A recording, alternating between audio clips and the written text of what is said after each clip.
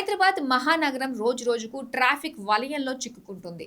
రాష్ట్రంలోని వివిధ జిల్లాల నుంచి సిటీకి వస్తున్న ప్రయాణికుల సంఖ్య భారీగా పెరిగింది.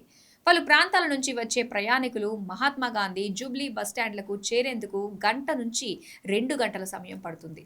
ఈ నేపథ్యంలో ప్రయాణికులకు ట్రాఫిక్ చిక్కులు లేకుండా నగరం నుంచి ఇతర ప్రాంతాలకు ప్రయాణం సాఫీగా సాగేలా ఓఆర్ఆర్ చుట్టూ ఆధునిక బస్టాండ్లు, టెర్మినల్లు నిర్మించాలని తెలంగాణ ప్రభుత్వం నిర్ణయించింది. హైదరాబాద్ శివారు ప్రాంతాల్లో అత్యాధునిక బస్టాండ్లు, శంషాబాద్ లో భారీ బస్ టెర్మినల్ నిర్మాణం, హైదరాబాద్ కు రోజు 6,000కు పైగా బస్సుల రాకపోకలు. శంషాబాద్ పరిసరాల్లో భారీ బస్టాండ్ టెర్మినల్ నిర్మాణంతో పాటు ఉప్పల్, ఎల్బీనగర్, అరంగర్, లింగంపల్లి వంటి ప్రాంతాల్లో ఆధునిక తరహా బస్టాండ్లు నిర్మించాలని ప్రభుత్వం భావిస్తోంది.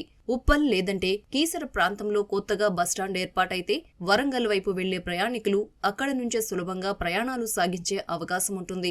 ఎల్బీనగర్ నుంచి విజయవాడ, నల్గొండ వైపు ఆరంగర్ లో బస్టాండ్ అందుబాటులోకి తీసుకువస్తే మహబూబ్ నగర్, కర్నూలు, బెంగళూరు మార్గంలో వెళ్లే ప్రయాణికులు సులభంగా గమ్యస్థానాలకు చేరుకోవచ్చు.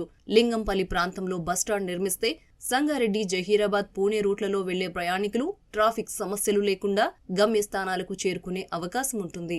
తెలుగు రాష్ట్రాలతో పాటు ఇతర ప్రాంతాల నుంచి హైదరాబాద్కు ప్రతిరోజు 6,000కు పైగా బస్సులు రాకపోకలు సాగిస్తుంటాయి. ప్రధానంగా ఎంజీబీఎస్ నుంచి 4,000 బస్సులు, జేబీఎస్ నుంచి 1,200కు పైగా జిల్లాల సర్వీసులు రాకపోకలు సాగిస్తుంటాయి. ప్రధాన బస్టాండ్లైన ఎంజీబీఎస్, జేబీఎస్ నుంచి ప్రతిరోజు 2.5 లక్షల మంది ప్రయాణికులు రాకపోకలు సాగిస్తూ ఉంటారు. శివారు ప్రాంతాల్లో బస్టాండ్లు అందుబాటులోకి వస్తే ట్రాఫిక్ చిక్కులు లేకుండా నగరానికి వచ్చే జిల్లా సర్వీసులను ఎక్కడికక్కడే పరిమితం చేసుకోవచ్చని ఆర్టీసీ ఉన్నత అధికారులు భావిస్తున్నారు. ఈ మేరకు శంషాబాద్లో అత్యాధునిక బస్ టెర్మినల్తో పాటు పలు ప్రాంతాల్లో బస్టాండ్ల నిర్మాణానికి ప్రణాళికలు సిద్ధమవుతున్నాయని అధికారులు చెబుతున్నారు.